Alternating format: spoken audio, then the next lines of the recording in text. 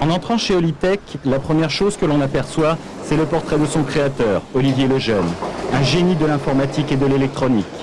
En 85, alors qu'il n'a que 18 ans, il crée son premier modem et fonde sa société. Denis Veil a commencé l'aventure en 85 aux côtés des Lejeune.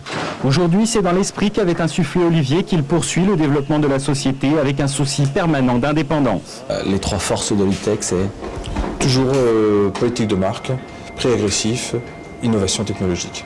L'ambition pour Holitech aujourd'hui, c'est de devenir leader sur le marché européen, ce qui est en passe de faire, et d'être prépondérante sur le marché mondial. Marque, innovation, prix, une stratégie payante. Depuis sa création, Holitech a vu son activité doubler chaque année.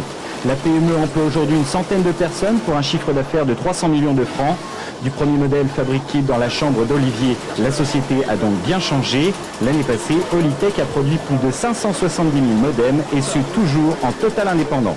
On fabrique de A à Z nos produits en partant donc d'un circuit imprimé vierge et nous sommes capables au bout de quelques minutes de vous sortir un produit modem terminé, testé et packagé, prêt à l'expédier.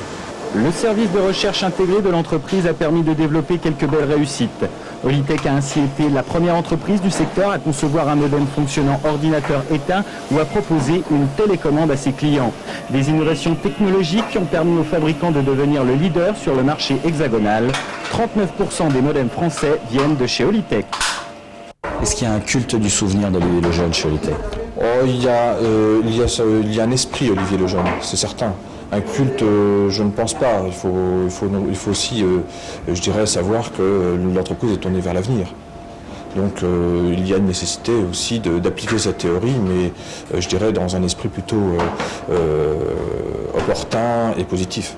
Avec un tel succès, chez soi, on développe forcément des appétits à l'exportation. Après avoir signé un gros contrat avec la Chine, l'entreprise vise aujourd'hui le grand marché américain. Elle vient de passer une alliance avec Boca, le numéro 2 du secteur aux États-Unis. La Holitech s'attaque aux États-Unis. Jusqu'à maintenant, on avait fait quelques tests pour voir le feedback des clients américains. Je dirais le retour des clients était très fort et donc c'est pour ça qu'on a passé des accords très rapidement avec nos amis de Boca Research et je pense que le succès sera aussi très rapidement aux États-Unis. Le succès se fera très rapidement aux États-Unis. Faire communiquer les ordinateurs entre eux, l'idée d'Olivier Lejeune était visionnaire il y a 13 ans. Elle est aujourd'hui une réalité quotidienne pour Holitech et des millions d'utilisateurs du net.